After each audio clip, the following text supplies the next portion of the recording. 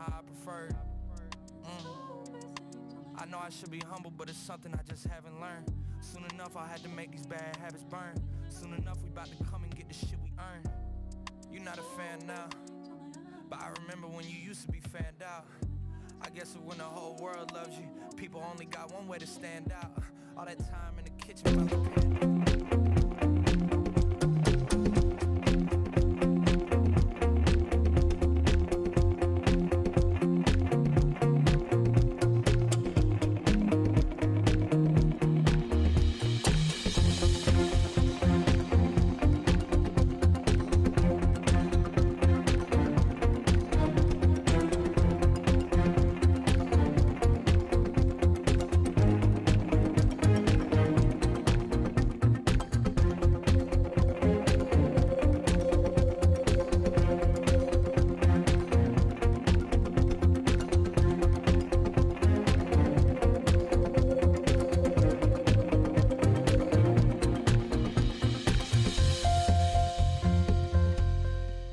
Présenté par KPI Digital. La prochaine conférence abordera des éléments de culture d'entreprise, d'indicateurs de performance et de stratégie de données dans un contexte d'innovation numérique. Mesdames et messieurs, accueillez votre conférencier, Richard Langlois, vice-président données et analytiques.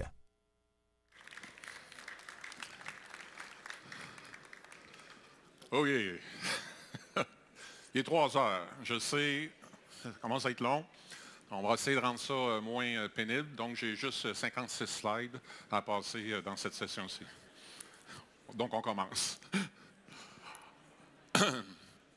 OK. Honnêtement, on va parler de 2 sujets principaux. L'innovation. Donc, on va parler pourquoi on fait l'innovation, c'est quoi l'innovation. Et on va parler aussi des stratégies de données pour permettre d'avoir cette innovation-là, parce que sont intimement reliés. Donc, et là, c'est un peu petit, puis ça paraît que je commence à être un peu plus vieux. Donc, pourquoi innover? Des exemples d'innovation, des cas d'utilisation, la définition de c'est quoi l'innovation, qu'est-ce qui empêche d'innover, donc le côté un peu gestion, je vais toucher un petit peu à ça, et le lien entre innovation et les données, parce que la définition d'innovation n'a pas le mot données dedans, fait que je voulais juste être un petit peu plus thorough pour couvrir cet aspect-là. Donc, pourquoi on innove? Puis, je pense que ça ne vous dérange pas, je vais m'approcher un peu du moniteur pour voir quelque chose. Donc, on innove parce que quoi? Parce qu'on veut générer plus de revenus. Un petit peu vieux, celle-là, right? Parce qu'on veut améliorer l'expérience client. OK, un petit peu plus le fun. En passant, ça se monétise, ça aussi. Parce qu'on veut améliorer l'expérience avec les employés, avec n'importe quelle partie prenante en tant que telle. Parce qu'on veut innover, on veut être meilleur avec nos processus, on veut peut-être être optimum avec notre workforce, on va avoir un avantage compétitif, on veut faire du fameux speed to value, right? On veut être plus rapide, on a des problèmes. Souvent, les gens veulent innover, mais ça prend un temps fou. On veut être pro-environnement dans le bon sens. Comment on fait pour être en bon français, sustainable, désolé pour la loi 96, mais ce côté-là, comment on fait pour avoir des processus, avoir une entreprise qui respecte l'environnement, on a une seule planète, on est tous d'accord. Aussi, bon, suivre les réglementations, comment on fait pour suivre les réglementations, mais en même temps, pas perdre la confiance de nos clients. Quoi d'autre? Évidemment, améliorer les produits, les services, en faire des nouveaux. Donc, c'est pour ça qu'on veut innover. Et malheureusement, quand on parle aux exécutifs, seulement 10% des exécutifs sont satisfaits du travail qu'on fait. Là, je mets « on » dans le sens global. Donc, à quelque part, on rate le bateau. Donc, en termes de film consultant, nous, on trouve ça correct, là, parce que ça veut dire que le marché est wide open.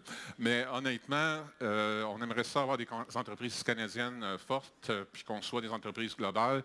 C'est moi ce qui me motive à l'âge que je suis rendu. J'aimerais ça que nos entreprises soient grosses, soient rayonnantes, qu'on ne soit pas juste des succursales des compagnies américaines. Des exemples d'innovation. Là, je pourrais parler un peu. Je sais que les gens peuvent downloader la présentation. Donc, je vais juste flipper, mais juste regarder un petit peu, là, faites une couple de lecture là, de quelques bullet points. En gros, vous allez reconnaître une couple de termes, puis je vais résumer c'est quoi l'innovation d'un angle. Puis après ça, je vais revenir sur l'innovation parce que c'est un peu plus compliqué qu'un seul angle. Donc, ici, c'est une compagnie chinoise et ils utilisent du AI, juste pour aider un peu à regarder les trucs. Ici, on veut réduire le risque. Pas le risque, le waste, donc les déchets, les matériaux non utiles générés suite à une production. Enkel, qui est une plateforme qui a plusieurs parties prenantes. Et TELUS, un exemple plus près de chez nous, où il y a une plateforme qui s'appelle le THS, que je n'ai pas utilisé.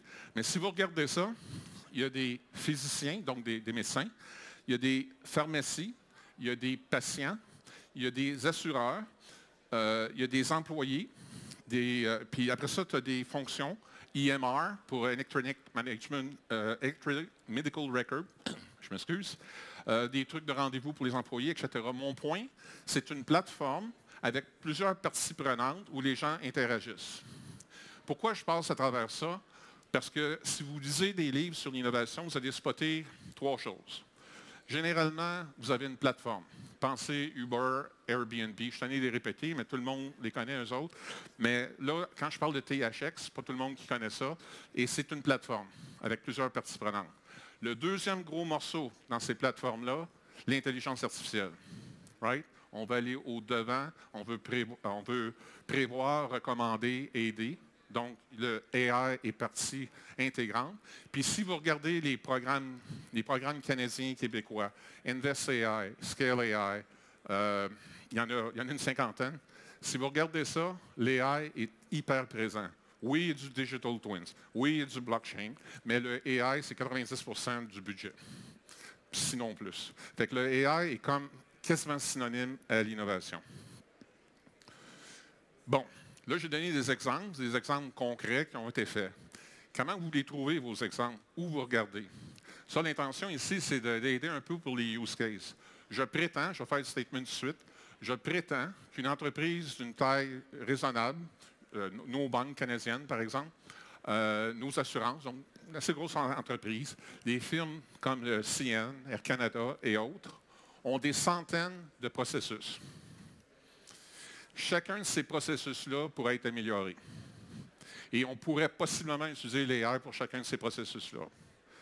Donc, quand j'entends qu'une compagnie a 2-3 use cases en production, il y a de la place à amélioration. Donc, juste pensez à ça. Est-ce que vous connaissez vos use cases, vos capacités d'affaires, vos business processes?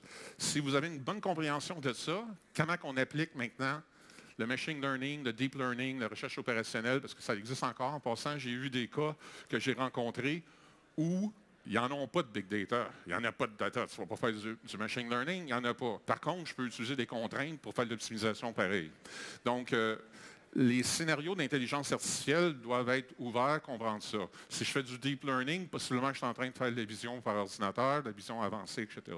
Donc ici, l'objectif de cette slide-là, puis il y en a plusieurs, c'est de dire que si vous cherchez des use cases, vous êtes quelqu'un du département de finances, bien peut-être vous pouvez faire du AI dans du planning, budgeting, dans votre cash flow management, dans vos scoring multiples, dans même la collection de dettes. J'ai travaillé en passant une firme qui faisait de la dette. C'est assez intéressant. On ring à chaque fois qu'il y a de l'argent qui rentre.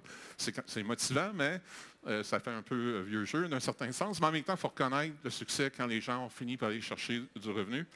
Revenu growth, etc. Là, je vais flipper parce qu'il y en a beaucoup. Donc, les gens en marketing and sales. Puis là, je dis il y en a beaucoup. J'en ai juste mis quelques-uns.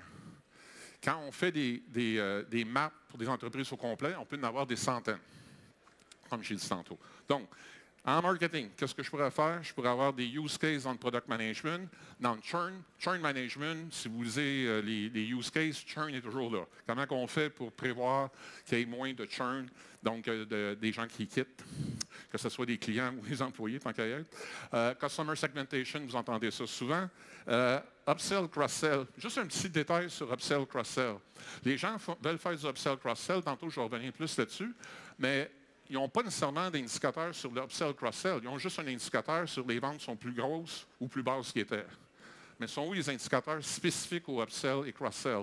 Il faut penser un petit peu différemment parce que je veux savoir si ma campagne d'upsell, cross-sell fonctionne. Et tu arrives à me suivre? C'est assez spectaculaire. OK, on change.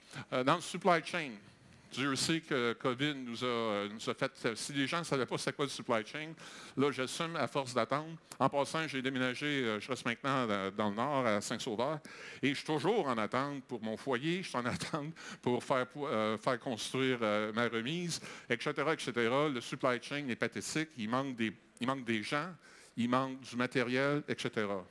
Et en passant, pour ceux qui pensent que c'est dur présentement, le futur, il va y avoir moins de monde.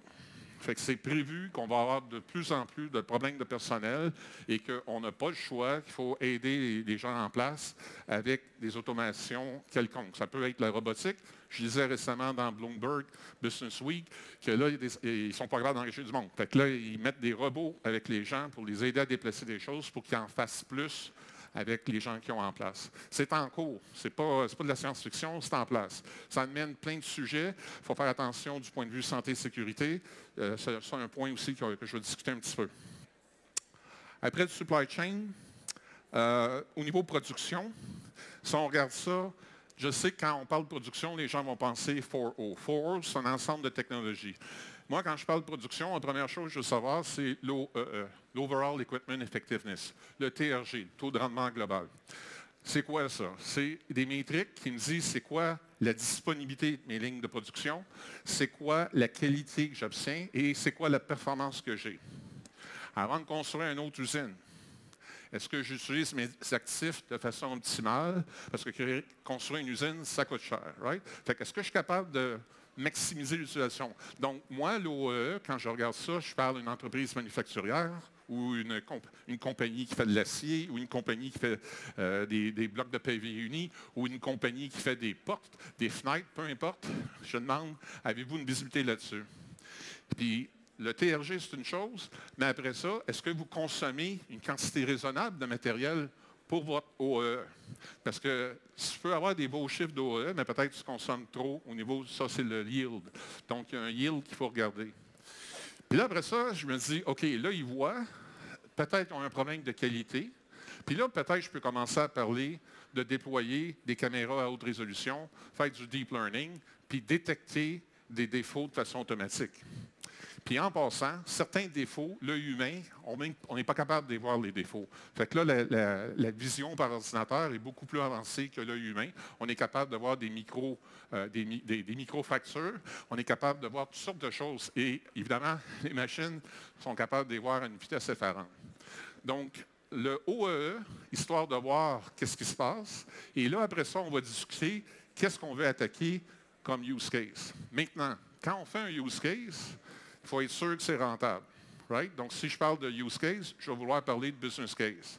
Puis là, après ça, pourquoi je fais ce projet-là ou ce use case-là avant l'autre?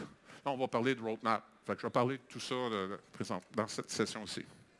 Mais je suis encore là-dedans, donc je donne d'autres use cases, histoire de dire qu'il y en a un peu partout. Donc, dans HR, il peut y en avoir en training, il peut y en avoir en career management, il peut y en avoir en gestion de performance, gestion de risque avec l'individu. Dans le Customer Service, là, vous allez m'excuser, j'ai mixé l'intention du processus avec des technos. Un exemple de ça, un Intelligent Chatbot Integrated to Intelligent Call Routing. Fait qu'il faut que ce soit intelligent au minimum, c'est ça que j'essaie de dire. Mais le point, c'est qu'on utilise l'intelligence artificielle pour que le chatbot ne soit pas ridicule. Parce que combien de fois c'est frustrant quand le chatbot n'est pas intelligent, qu'il n'apprend pas, qu'il ne devient pas plus sophistiqué. Puis là, après ça, ce qui m'arrive assez souvent, malheureusement, je ne sais pas pourquoi, il faut que je parle à quelqu'un, bien là, je vais être routé à la bonne personne. Fait que là, c'est là que le call routing. Puis là, je veux aider deux qui marchent ensemble, parce que je suis tanné de répéter la même affaire 50 fois. Je ne parlerai pas des compagnies que j'ai en tête. Ça commence par B, ça finit par L. Il y en a d'autres, mais je m'arrête à celle-là. Customer Ticket Management, donc tout ce qui est intention, etc., c'est ça qu'on veut ici. Fait que si je reviens, c'est quoi l'innovation? J'ai donné les caractéristiques, en fait, j'ai oublié de le dire. J'ai passé 4 exemples. Ce qui était les points communs sur l'innovation, c'était le fait qu'il y avait une plateforme, qu'il y avait des parties prenantes, qu'il y avait de l'AI et qu'il y avait du crowd. right? Crowdsourcing, crowd engineering, par exemple. J'ai été au Cirque du Soleil il y a quelques années. On a designé un show avec le crowd, donc avec des gens. Pourquoi? Parce que les entreprises ne peuvent pas engager tout le talent qu'ils ont besoin pour faire tous les objectifs qu'ils aimeraient faire. Right? Il y a une compétition, on n'a pas des fonds illimités. Donc, c'est le fun d'aller à l'extérieur. Il n'y a pas grand monde qui fait ça, mais vous l'avez entendu. Crowd engineering, crowdfunding, crowd idea generation. Le crowd peut être utilisé à plusieurs choses. Mais revenons à sa définition d'innovation. Something, quelque chose, un process, un produit ou un service original, donc quelque chose de nouveau, ou qui existe déjà, qui est amélioré et qui crée de la valeur. Puis créer de la valeur, c'est pour nos fameux stakeholders, donc nos parties prenantes. Ça peut être les clients, ça peut être des employés, ça peut être des partenaires, etc.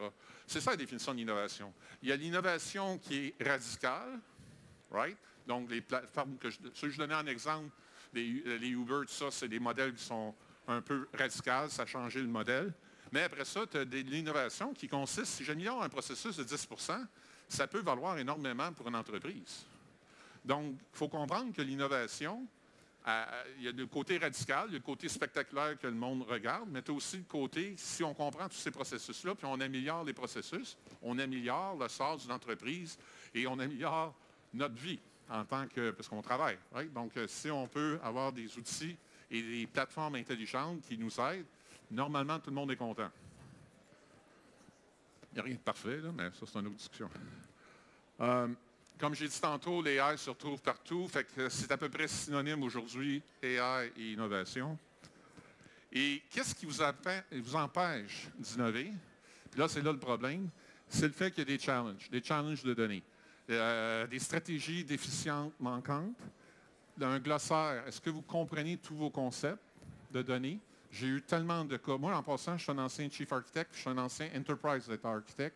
J'ai vu toutes sortes de cas où on pense qu'on se comprend. Un groupe parle avec l'autre groupe, ils utilisent les mêmes termes, ça ne veut pas dire la même chose. Puis là, on a des problèmes, puis on gaspille de l'énergie, du temps, au lieu de faire des choses plus fun. Combien de fois, j'en ai que je vois qui sourient, on a vécu, j'ai des anciens collègues qui sont dans ce coin-ci, on a vécu ces cas-là, j'en ai vécu à peu près toutes les entreprises que j'ai faites. Je suis en train de perdre mes écouteurs, possiblement que je bouge trop. Mais il est 3 heures, j'essaie de ne pas être trop statique. Toujours bon pour le son. J'ai eu à bouger parce qu'il a sorti de mes oreilles. Je continue, je m'entendais, un signe de tête en arrière, ça va encore? Parfait. Donc, après le glossaire, qualité, right? Les gens, les issues de qualité. Petit commentaire sur les issues de qualité. Essayez pas de mettre la qualité partout, right? Parce que ça va coûter une fortune. Il faut cibler où on veut améliorer la qualité pour atteindre nos objectifs. Toujours important.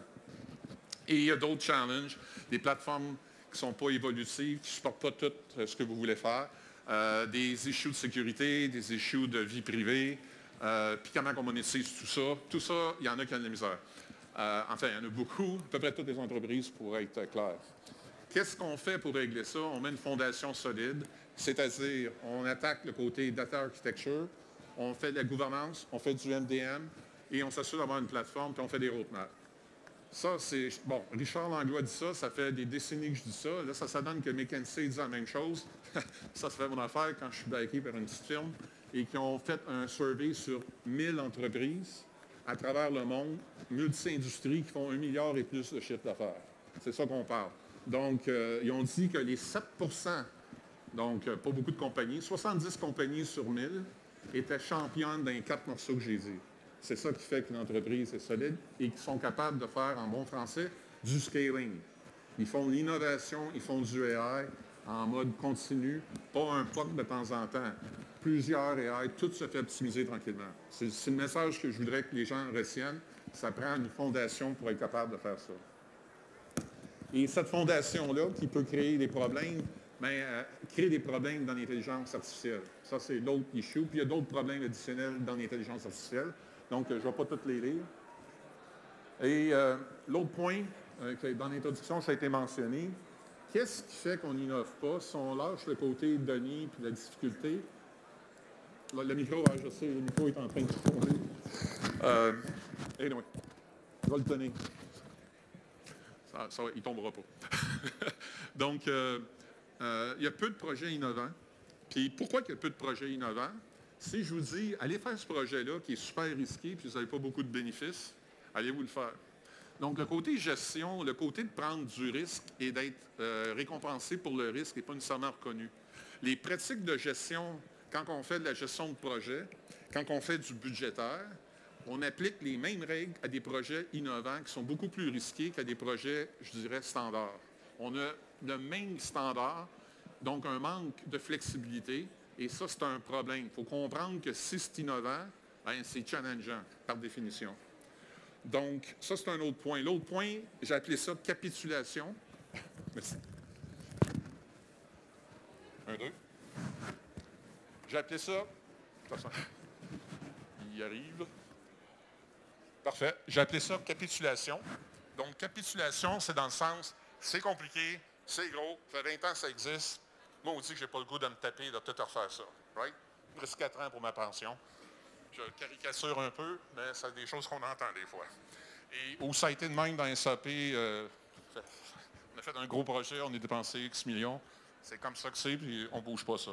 Donc ça, c'est la capitulation architecturale.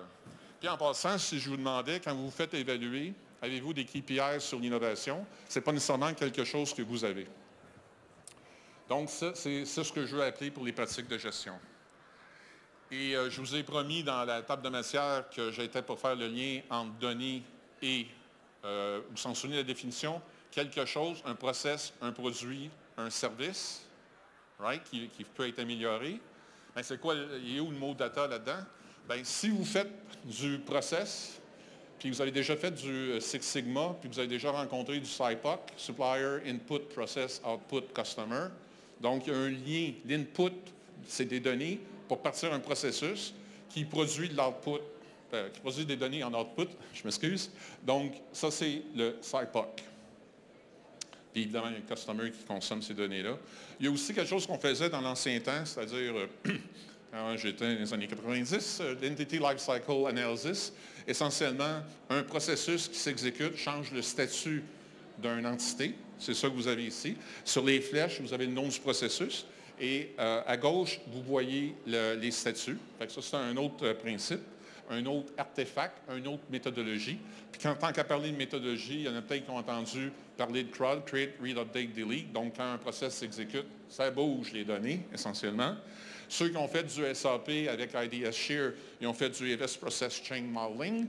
Puis ceux qui font, les gens un petit peu plus récents, quoique ça doit faire 10 ans, là, BPMN existe. Donc, ceux qui font du Business Process Management, Business Process Modeling, avec la notation, le BPMN, le dernier N, c'est ça que ça veut dire.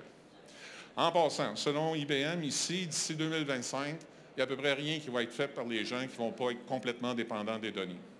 Donc, quand je parlais des centaines de processus, c'est backé par à peu près tout le monde maintenant. Donc, il ne me reste pas grand temps. Pourquoi une stratégie de données? C'est évidemment pour supporter l'innovation. Quand vous regardez pourquoi vous le faites, regardez ce qui est écrit, là, puis après ça, retournez à mes 2 slides qui disent pourquoi on fait de l'innovation. Ça se recoupe énormément. Ça se donne que l'innovation et les stratégies de données ont les mêmes objectifs. Donc, on s'entend, on veut améliorer les choses. Et selon Forbes, en bout de ligne, une data strategy, ça vous permet d'atteindre les business objectifs d'une entreprise. Et là, puis de faire un plan. Un plan, c'est quoi en bon français? C'est un roadmap. Comment on organise ce plan-là dans le temps? On ne peut pas tout refaire. On est obligé de faire les choses par étapes. Donc, le roadmap sert à ça. Ça, c'est McKinsey, je n'ai parlé tantôt. Je répète les 4 éléments. Et ça, c'est l'offre. On est une firme de conseil. Je ne fais pas de pub, mais on est une firme de conseil. Notre offre, quand vous regardez vision, gouvernance, architecture, data analytics, on est en ligne avec les 4 éléments importants. Ça, j'étais bien content quand on est tombé sur McKinsey parce que c'est réellement, c'est la réalité. Par contre, on a mis un value chain où on considère que le monitoring de nos assets sont super importants. Les gens sont habitués de faire du monitoring des chaînes de TL, mais dans les data pipelines en temps réel, ça se moniteur ça aussi. Puis votre AI, toutes les AI que vous faites, peut dégrader dans le temps. Si ça dégrade, peut-être que ça ne fait plus ce que c'est supposé de faire. Puis si ça ne fait plus ce que c'est supposé de faire, peut-être qu'il faut le changer. Fait qu'il faut faire du monitoring pour faire ça. Il y a plusieurs personnes qui font des POC, qui font des modèles. Plus ou moins, ça se ramasse en production. Il faut que ça se rende en production. C'est Infuse. C'est le deploy Infuse. Puis juste après, on fait du monitoring. Bon, les gens qui ont parlé d'MVP, vous avez entendu, puis là, ce n'est pas le Most Valuable Player, c'est Minimum Viable Product. Comme je parle d'un paquet de morceaux pour mettre une stratégie en place, on adopte une approche de MVX, un Minimum Viable CEDM, un Minimum Viable Governance, un Minimum Viable Agile pour les gens qui font de l'agile. On utilise ça parce qu'on ne peut pas se permettre de faire tous les artefacts parfaits. Par contre, ça en prend plusieurs pour atteindre un objectif en une fondation solide. C'est pour ça que je fais ce commentaire-là. Il y a une portion qui s'appelle appendice, là, ceux qui ont regardé la slide 2, ça va décrire en détail tout ce que j'ai à dire. Je peux parler des jours en passant sur certains de ces sujets-là. On fait des real-time lakehouse. Juste un commentaire sur les real-time lakehouse. C'est un lakehouse, en passant, c'est un data warehouse puis un data lake qui a été fusionné. Right? Au lieu d'avoir deux sets de pipeline, tu en fais un, premièrement. Ça, c'est le lakehouse. Un real-time lakehouse, comme ça dit, ça veut dire que les données flowent en temps réel. Là, tout le monde fait ça pour du IoT. Right? Facile, des IoT, PLC, sensors, on fait ça en temps réel. On fait aussi ça sur les transactions. Fait que si les transactions d'affaires ne sont pas construites comme ça, on fait un pull-push. Autrement dit, je suis capable de scaler avec les données et j'ai le contexte de qu'est-ce qui se passe. Fait que si j'ai un équipement qui est rendu à telle position, j'ai un humain qui est à telle position, mais que je n'ai pas le contexte, je suis en train de faire le produit A versus le produit B, mon modèle AI, il peut prédire que j'ai un accident possible à 95% si je fais le produit B avec les positions que j'ai. Mais avec le produit A est plus petit, le gars va se déplacer ici, ce n'est pas grave. Donc là, ce qu'on dit, c'est que du temps réel pour donner du contexte et la richesse aux data scientists pour qu'il y ait des modèles plus puissants, donc des use cases supplémentaires. Et mieux que ça, je détecte qu'il va y avoir un risque, je peux arrêter l'équipement parce que ça peut être bidirectionnel. Puis si c'est trop long d'aller dans le cloud, bien, je peux avoir mon AI on edge, qu'on appelle, donc directement sur l'équipement si je ne peux pas me taper la latence d'aller up and down pour arrêter un équipement. C'est ça l'innovation, c'est d'aller plus loin. En passant un real-time lakehouse, ça fait un bout qu'on fait ça, on l'a implanté avec une multinationale. Le terme real-time lakehouse, si vous faites un Google search, vous n'allez rien trouver. L'innovation, je faisais des lakehouse avant que le MIT parle de lakehouse, qu'ils mettent le nom. C'est ça l'innovation. On fait quelque chose, puis là, tu as Gartner qui dit « Ah, tu ne devrais pas faire ça. » Désolé pour Gartner, j'espère qu'il n'y a personne un rep de Gartner ici. Puis s'il y en a un, bien, c'est ça, c'est constructif. Pourquoi Gartner va dire de ne pas faire ça? Gartner parle aux 90, tu sais, tantôt le 10 qui ne sont pas satisfaits. Bien, 90 ils parlent à des gens. J'ai été dans 3 quadrants, des Magic Quadrants. On te pose des questions, tu donnes ton feedback. Fait que si les gens n'innovent pas, le feedback de Gartner, bien, si les gens n'innovent pas, parce qu'il y a un côté qui reflète ce que le monde fait dans Gartner. C'est normal.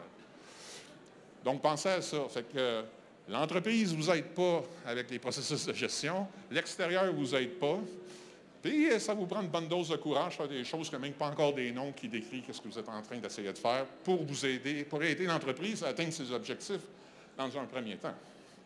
Donc, en gros, c'est ça que je voulais couvrir. Il me reste 2 minutes 37. Désolé, j'ai débordé un peu. Les slides, ça, c'est comment on fait un roadmap. C'est un processus. Comment vendre des projets à l'interne. Puis l'annexe, bien, ça, c'est là que j'ai pris 3 minutes de plus. Si quelqu'un veut se lancer sur une question, je vais essayer de répondre rapidement.